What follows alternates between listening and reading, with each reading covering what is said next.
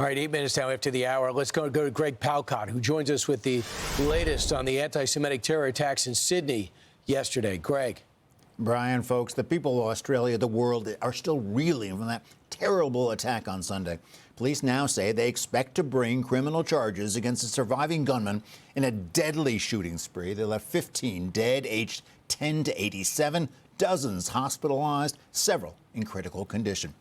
A father, 50 years old, and his son, 24, targeted a park at Sydney's famous Bondi Beach, where hundreds of people, adults and kids, were gathered to celebrate the first day of Hanukkah. Officials describe it as a terrible act of anti-Semitism, in fact, an act of terrorism against the Jewish community.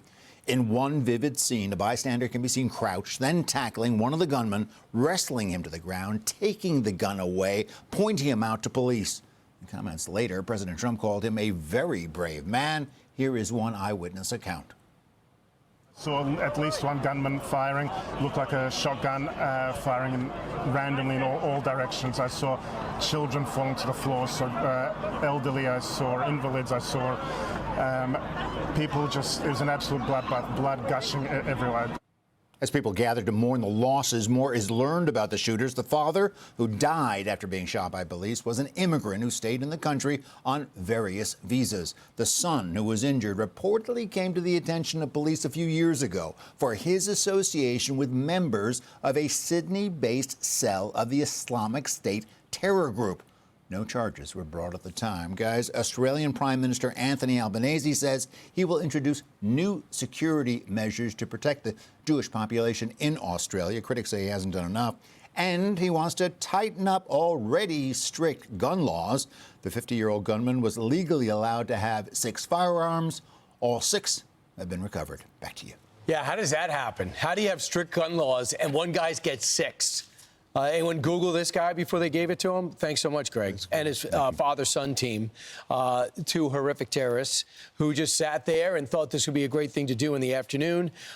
They alleged to have 6 guns. I guess between them, with I think is going to stick out with me is the hero that just stood up, and he's Ahmed El Ahmed. He's 43 years old, and you see him go behind in between 2 cars. You see it from a couple of angles, one 18 seconds, one much longer, and then he grabs the father right there from behind and is able to cleanly get the rifle out. But what happens after, I think, is significant, too. The son shoots him from the bridge, and he gets shot twice. Now, I'm not sure if the gun jammed there or if he decides, I don't want to kill a man in cold blood. Either's understandable, but that guy could have easily been dead. And again, he takes 2 shots in doing that to have the calmness under pressure. And if anybody thinks, by the way, that this is all Muslims, it's not. This guy's a Muslim, the hero. He's Ahmed El Ahmed, and he's the one who stood up at 43 years old and was the hero. So this is against Salafist Muslims. Yeah. Those are extremists that want Christians and Jews dead. So the hero is a father of 2 girls, age 5 and 6, and he was later hit by the 2 bullets in the upper arm and in the hand, and he did undergo surgery. Well, there's a problem going on, and there's been a lot of anti-Semitism in Australia. The leaders there has failed to do anything on the ground, and I'm actually proud of Netanyahu for calling a spade a spade. He called out Albanese for that exact measure. Watch. It pours fuel on the anti-Semitic fire. It encourages the Jew hatred now stalking your streets. Anti-Semitism is a cancer. It spreads when leaders stay silent and you must replace weakness with action. Yeah, the Israeli government is laying blame on Australia's government because Netanyahu said he sent Albanese, the Prime Minister of Australia, a letter 4 months ago telling him that you're not doing enough. You're failing to protect the Jewish community in Australia. And there was one witness that I heard last night speaking said, not enough safety or security in Australia. The government has known about anti-Semitism being out of control in Australia for a long time. She said there are fire bombings in cars constantly, people with swastikas, there are attacks on the Jewish community, and she is hoping now maybe the government will finally respond. Yeah, I think it's interesting. I did not know this. On October 9th, they were chanting anti-Semitic phrases on the Australian Opera House. That's right where my daughter interned.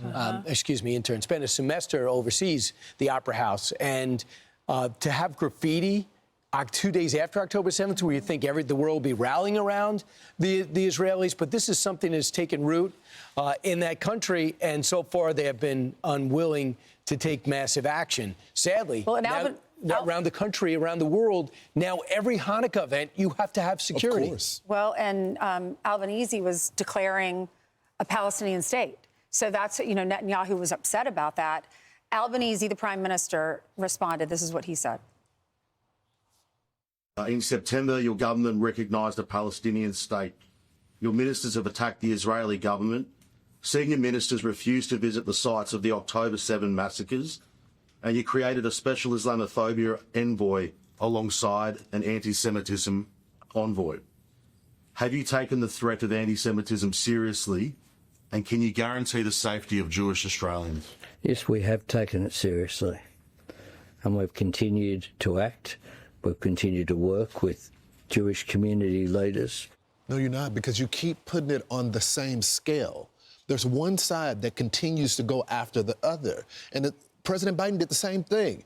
October 7th happens in this country, and instead of just straight up condemning it, he has to release this anti-Semitism commission. When you look at the numbers, that's not Islamophobia commission, when there's really not a rise in Islamophobia. So it's like putting things on the same scale. Just condemn what's happening, dedicate the resources to the people that are being targeted, and we should take this as a signal. This is happening on our college campus all across the country, and this administration has been cracking down on it. I just wonder how much of this is new immigrants to all these countries, and how much are this anti-Semitism going through traditional Australian society, people that have been there for generations, or is this the influx, especially after the pandemic and after the Syria revolution, when everyone was taking in refugees? And we know it's changed Europe, and we know it's certainly affected Australia.